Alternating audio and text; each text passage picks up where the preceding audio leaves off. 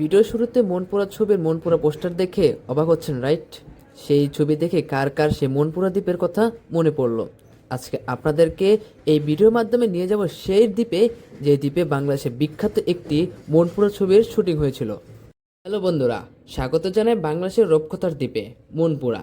মেঘনার বুক চিরে তৈরি হওয়া এই দ্বীপটি কতটা সুন্দর হতে পারে তা শুধু চোখে দেখলেই বোঝা যায়। আজকের ব্লগে আমরা দেখব মনপুরা কেন দ্বীপকন্যা নামে পরিচিত, এখানকার সেরা দর্শনীয় স্থানগুলো কি, আর কিভাবে কম খরচে মনপুরা ভ্রমণ করা যায়, সবই আজকে আমরা ভিডিওর মাধ্যমে দেখব।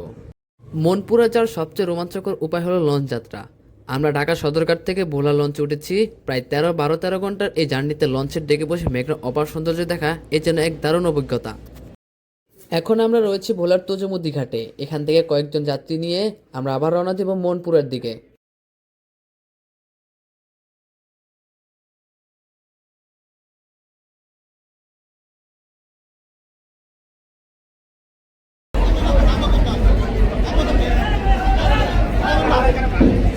টার্মিনাল ভবন, বেতুয়া নদী বন্দর থেকে লঞ্চ ছেড়ে যাচ্ছে এখন।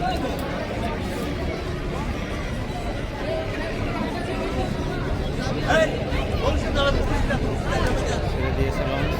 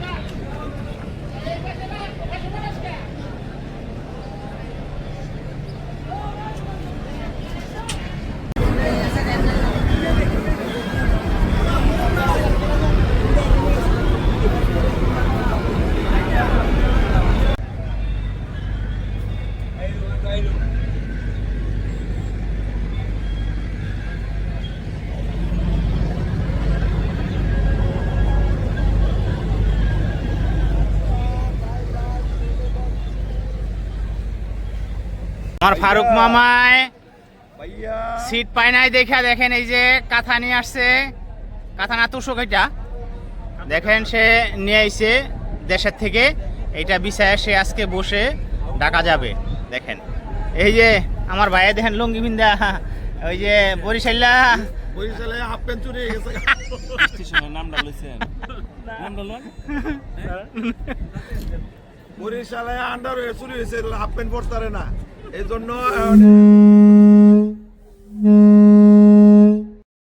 অবশেষে মনপুরা। খুব ভোরে যখন লঞ্চ ঘাটে ফিরল তখন চারদিকে হালকা কুয়াশা আর শীতল বাতাস। মনপুরা পৌঁছে আপনাকে রিক্সা বা মোটরসাইকেলে করে মূল বাজারে যেতে হবে। আমরা অটোতে চড়ে এখন লঞ্চ ঘাটের দিকে যাচ্ছি। সেখান থেকে আমরা স্পিড বোটে করে পুরো দ্বীপটি ঘুরে বেড়াবো।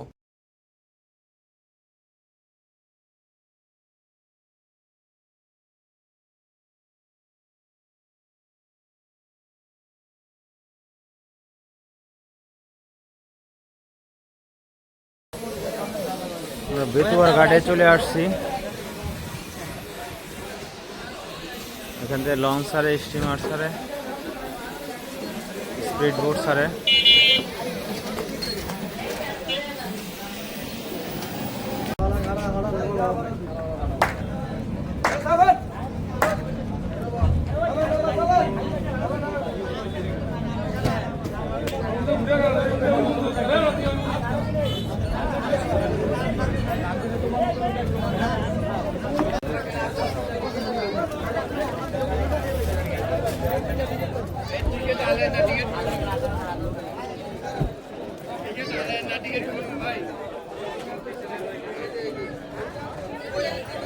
হ্যালো,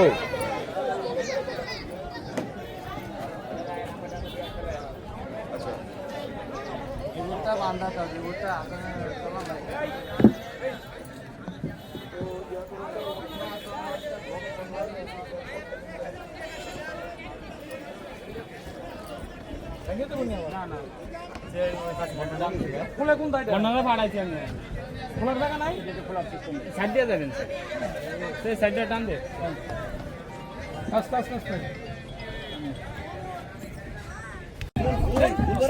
স্পিড বোর্ডে উঠে গেছি মনপুরা যাওয়ার উদ্দেশ্যে।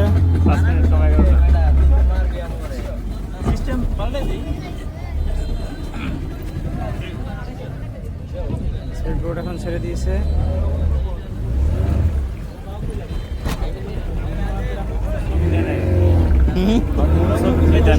ভাই আপনি আমার 50 টাকা রাখা না, ভাঙতে তো নাই ভাই, আমার কাছে 100 টাকা দিব।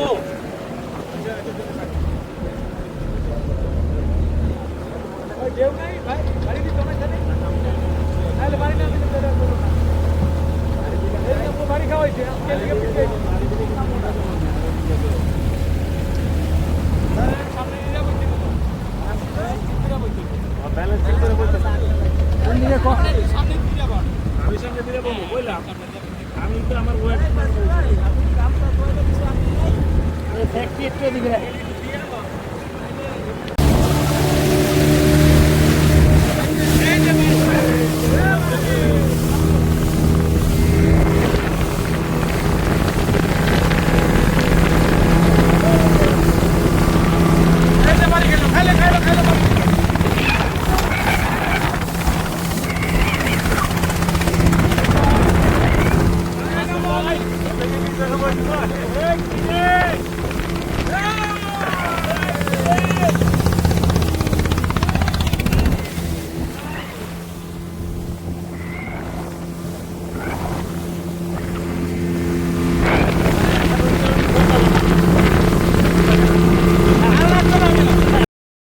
রাস্তায় যেতে যেতে আপনাকে কিছু মনপুরা দ্বীপের সম্পর্কে কিছু বলা যাক।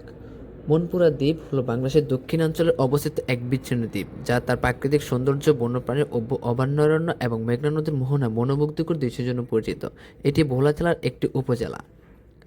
মনপুরা দ্বীপ বঙ্গোপসাগরের উত্তর দিকে মেঘনা নদীর মোহনা অবস্থিত, চারদিকে অথই জলরাশি আর তার মাঝে সবুজে মেরানো এই দ্বীপটি প্রাকৃতিক এক অসাধারণ সৃষ্টি। ভোলা জেলা সদর থেকে প্রায় 80 কিলোমিটার পূর্ব দক্ষিণে অবস্থিত, প্রায় 373 বর্গ কিলোমিটার নিয়ে এই দ্বীপটি অবস্থিত। দ্বীপের 3 প্রকার প্রবহমান মেঘনা নদী এবং দক্ষিণে বঙ্গোপসাগর। এই দ্বীপটি ভূমিক্ষয় ঝুঁকিতে রয়েছে, তবে একই সাথে চর জাগরণ প্রক্রিয়াও চলমান। মনপুরা দ্বীপে বেশ কিছু দর্শনীয় স্থান রয়েছে যা পর্যটককে মুক্ত করে। মনপুরার সবচেয়ে বড় বৈশিষ্ট্য হলো এখানে একই স্থান থেকে আপনি সূর্যোদয় এবং সূর্যাস্ত উপভোগ করতে পারবেন। সকালে মেঘনার বুকে চির সূর্যের উদয় হওয়া এবং সন্ধ্যায় বঙ্গোপসাগরের দিকে তার অস্ত যাওয়া, এই দৃশ্য মনপুরা ভ্রমণকে অস্মরণীয় করে তোলে। এটি মেঘনা নদী থেকে প্রায় 500 মিটার ভিতরে কাঠের তৈরি এক জেটি বা স্টেশন। বিকাল বা সন্ধ্যা এখানে বসে মেঘনার বিশালতা উপভোগ করা যায়। রাতে কৃত্রিম আলোয় এটি আরও আকর্ষণীয় ওঠে। এখানকার নীরবতা বা ঢেউর শব্দ এক রোমাঞ্চকর পরিবেশ তৈরি করে।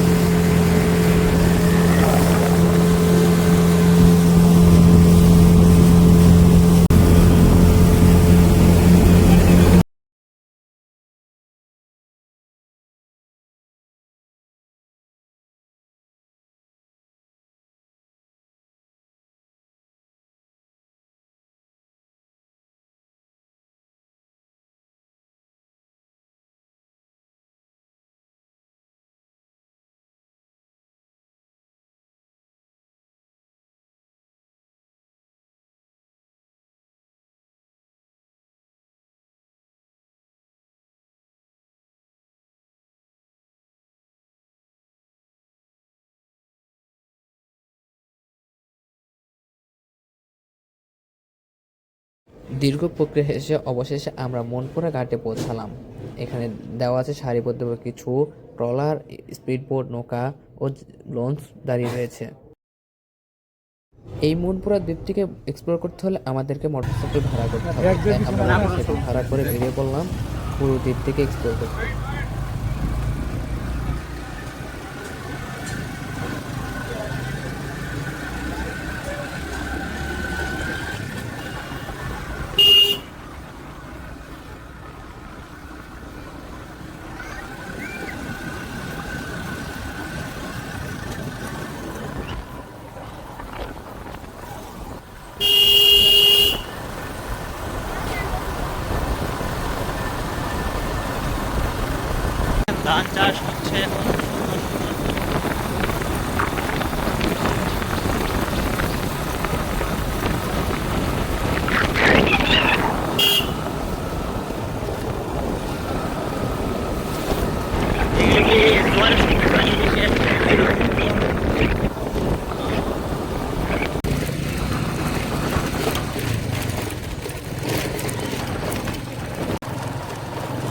বনের ভিতর দিয়ে যাচ্ছি আমরা।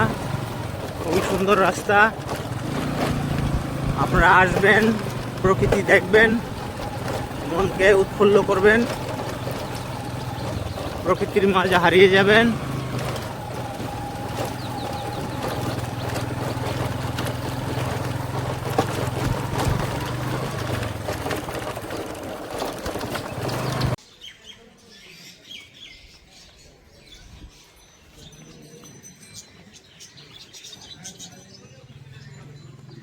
মনপুরা সোনালী ব্যাংকের সামনে আছি।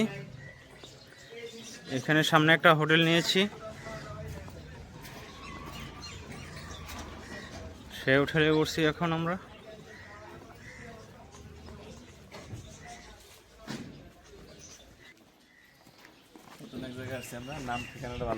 জি জি জি। আমরা হোটেলে যাচ্ছি, যদি ভালো খাবার পাওয়া যায় কিনা তো জানাবো আপনাকে, আমাদের সাথেই থাকে।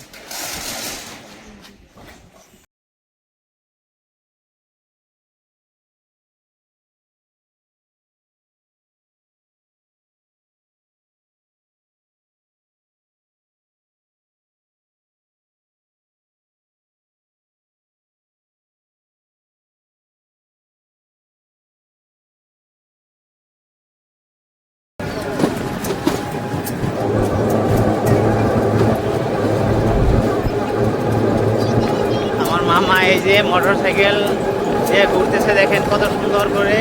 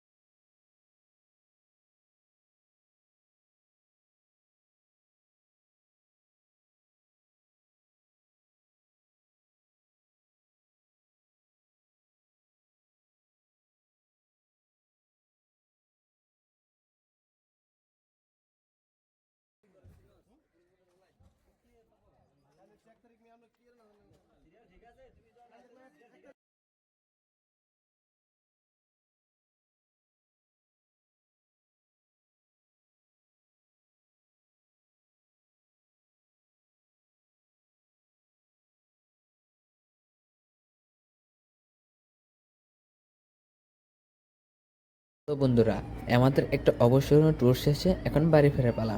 যদি ভিডিওটি ভালো লেগে থাকে অবশ্যই ভিডিওতে লাইক করবেন আর চ্যানেলটিকে সাবস্ক্রাইব করবেন। দেখা হবে পরের ভিডিওতে, ততক্ষণ পর্যন্ত ভালো থাকবেন। আল্লাহ হাফেজ।